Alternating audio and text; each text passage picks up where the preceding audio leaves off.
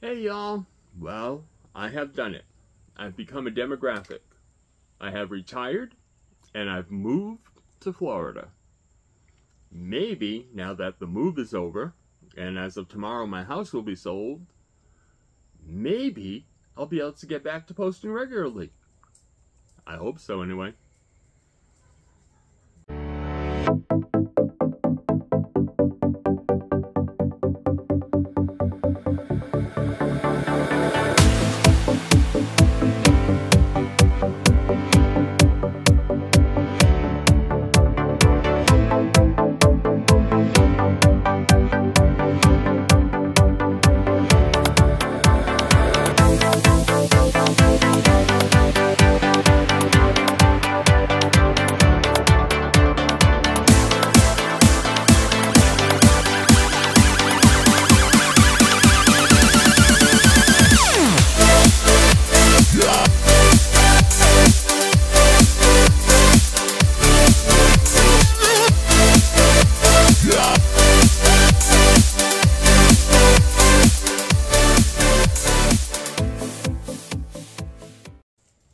So today we are doing the Quick to Judge Challenge, which is a tag that was created by Ali Rizdal at Ali Rizdal. And I was tagged by Just Book Girl TV.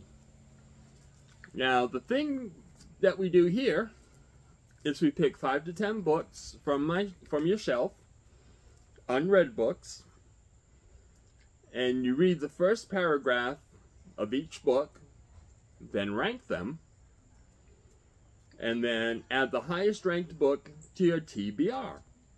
And then you tag some people. I actually had my sister choose 5 books. I kept 3 of them. I replaced 2 of them because they were sequels and I didn't want to do sequels. But I've got 5 books here, 3 chosen by my sister, 2 chosen by me. And we are going to read the first paragraphs of each one, and I will rank them and choose the first one on the ranking to be added to my TBR. The first book is Christopher and His Kind by Christopher Isherwood. It's a memoir, if I understand correctly, by one of my favorite writers, which I've never read before, and it starts out, paragraph 1. There is a book called Lions and Shadows, published in 1938, which describes Christopher Isherwood's life between the ages of 17 and 24. It is not truly autobiographical, however. The author conceals important facts about himself. He overdramatizes many episodes and gives his characters fictitious names. In a foreword, he suggests that Lions and Shadows should be read as if it were a novel. That's the first one. The second one is a sci-fi novel by Michael Flynn called The January Dancer.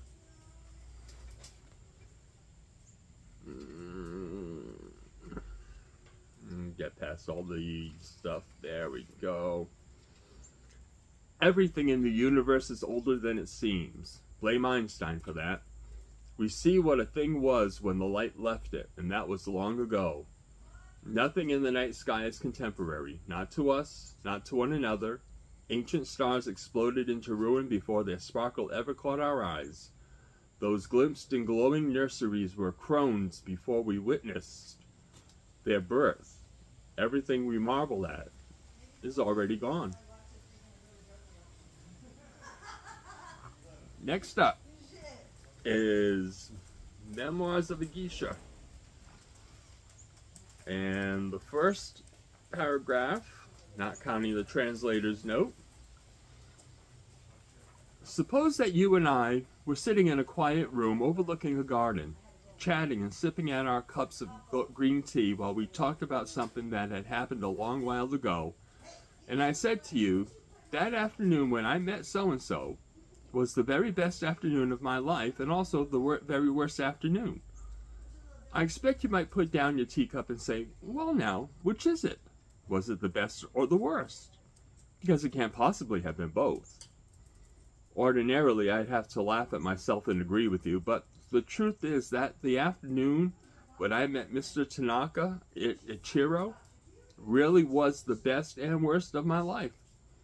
He seemed so fascinating to me. Even the fish smell on his hands was a kind of perfume. If I had never known him, I'm sure I would not have become a geisha. Next up, I'm sure many people know this one. I haven't read it yet. The Martian by Andy Weir.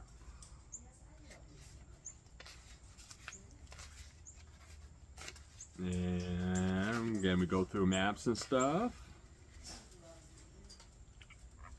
The first paragraph is, I'm pretty much fucked. That's the first paragraph.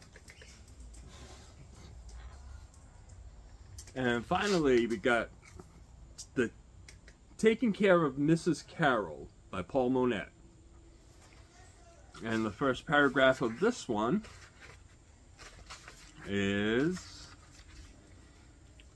when Mrs. Carroll died at 7:30, my friend David was lying naked in the tower bedroom, watching the gardener put on his shirt. He nearly said something flattering about the boy's tan, as if it might stop him from getting dressed again so fast. David could lie there until dark, he thought, and watch the muscles play on the gardener's back, while Mrs. Carroll, wild for her nightly egg, went slowly mad with hunger. But he bit his tongue and didn't say it, having thought better of getting too personal with the gardener days before. Okay, so now I'm supposed to rank them. I think we'll save The Martian for number 5, because that really wasn't much of a first paragraph. I think we'll save Christopher Isherwood for number 4, because it really doesn't give us much about what's going on in this book. It talks about an older book. And then January Dancer is intriguing. Memoirs of a Geisha sounds intriguing, and Taking Care of Mrs. Carroll sounds intriguing. So I've got to pick between these 3 books about which one I want to add to my TBR. And I think, do you have a guess? If you have a guess, put it down in the comments real quick. See if you're right. I am going to go with... Oh, golly gee. I'll narrow it down to 2. I'm not telling you which 2 yet. And... This is tough, because both of these first paragraphs really caught my attention. So I'm going to go with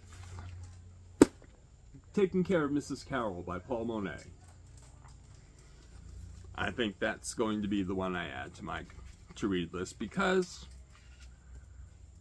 I think Memoirs of a Geisha is supposed to be a bit of a deep and heavy book, and I just retired and moved to Florida. I want something a little more lighthearted, and Taking Care of Mrs. Carroll, the first paragraph sounds a bit lighthearted, so we're going to go with that.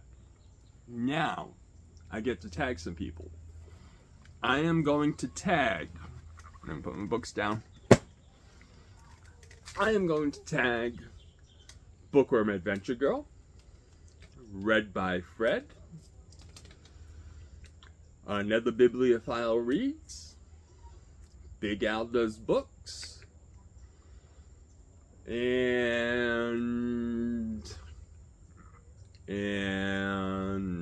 I know so many people have already done this, and I don't want to double whammy somebody. How about, oh, I'm forgetting his name. Back Away from the Donkey? I'll have to look it up and be sure. But anyway, it'll be in my description. And hope you all take me up on it. It'll be fun. And let me know what you think of the selections I made. Talk to you later. Bye-bye.